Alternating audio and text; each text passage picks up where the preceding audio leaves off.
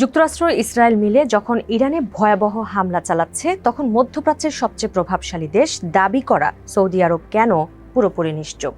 নিজেদের ভূখণ্ডে ইরান ও তাদের প্রক্সিদের হামলা সয়েও রিয়াদ কেন পাল্টা জবাব দেওয়ার বদলে শুধু কড়া বিবৃতি দিয়ে দায় সারছে?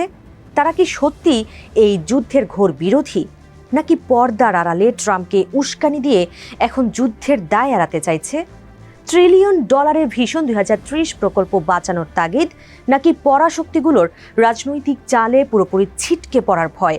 ঠিক কোন কারণে যুদ্ধে জড়ানো থেকে বিরত থাকছে রিয়াদ? চলুন মধ্যপ্রাচ্যের বর্তমান জ্বলন্ত পরিস্থিতিতে সৌদি আরবের এই নীরবতা ও রহস্যময় কৌশলের নেপথ্যের কারণগুলো বিশ্লেষণ করা যাক। সঙ্গে আছি তামান্না খন্দকার। যুক্তরাষ্ট্র, ইসরায়েল ও ইরানের এই ত্রিমুখী সংঘাত সৌদি আরবের জন্য ডেকে এনেছে এক বিশাল অর্থনৈতিক ও কৌশলগত সংকট। যুদ্ধের কারণে তৈরি হওয়া অর্থনৈতিক চাপের মুখে বাধ্য হয়ে উচ্চাভিলাষী অনেক প্রকল্পের সময়সীমা বাড়াতে এবং ব্যয় কমাতে হচ্ছে রিয়াদকে।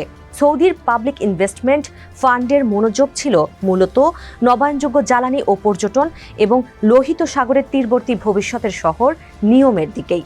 কিন্তু এখন যুদ্ধ পরিস্থিতির জেরে যুবরাজ মোহাম্মদ বিন সালমানের উদ্যোগে শুরু হওয়া গলফ লিগ বন্ধের পরিকল্পনা চলছে দেশটিতে, এবং পাশাপাশি বিক্রি করে দেওয়া হচ্ছে স্বনামধন্য আল হিলাল ফুটবল ক্লাবের 70% শেয়ারও।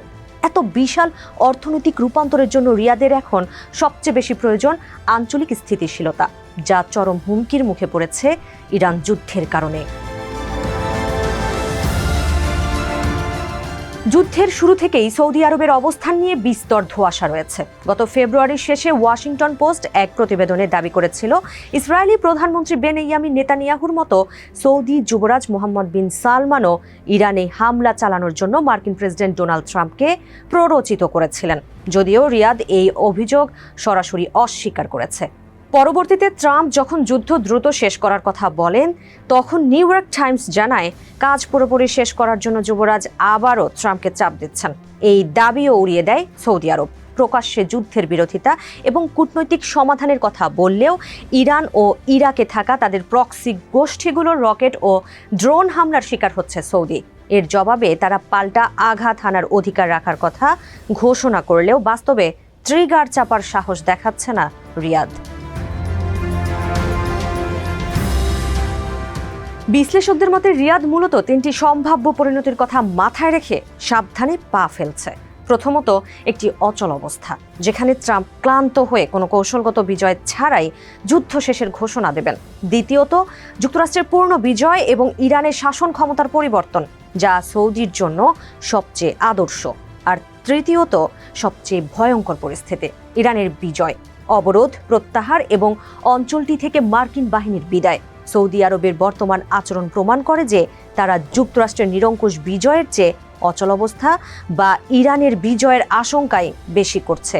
তাই তারা সব পক্ষের সঙ্গেই সম্পর্ক বজায় রাখার এক অসম্ভব চেষ্টা চালিয়ে যাচ্ছে।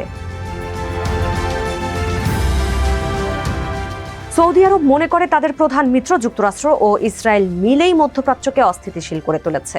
বিশেষ করে 2003 সালে ইরাক আগ্রাসন, 2015 সালের পরমাণু চুক্তি এবং 2019 সালে সৌদির তেল স্থাপনায় হামলার পর যুক্তরাষ্ট্রের নীরবতার মতো মার্কিন ভুলগুলোর কারণেই ইরান আজ এত শক্তিশালী। রিয়াদ বুঝতে পারছে যে ওয়াশিংটন এমন কিছু শক্তির লাগাম খুলে দিয়েছে যা তাদের নিজেদেরও নিয়ন্ত্রণের বাইরে। তা সত্ত্বেও আঞ্চলিক পরাশক্তি হিসেবে নিজেদের প্রমাণ করতে চাইলে শুধু বিবৃতি দেওয়া নয়, বরং সৌদি আরবকে একটি সুস্পষ্ট অবস্থান নিতে হবে। অন্যথায় ইসরায়েল ও ইরানের মতো শক্তিশালী খেলোয়াড়দের এই রণক্ষেত্রে সৌদি আরব যে এখনও একই কাতারে পৌঁছাতে পারেনি, সেটি বারবার প্রমাণিত হবে।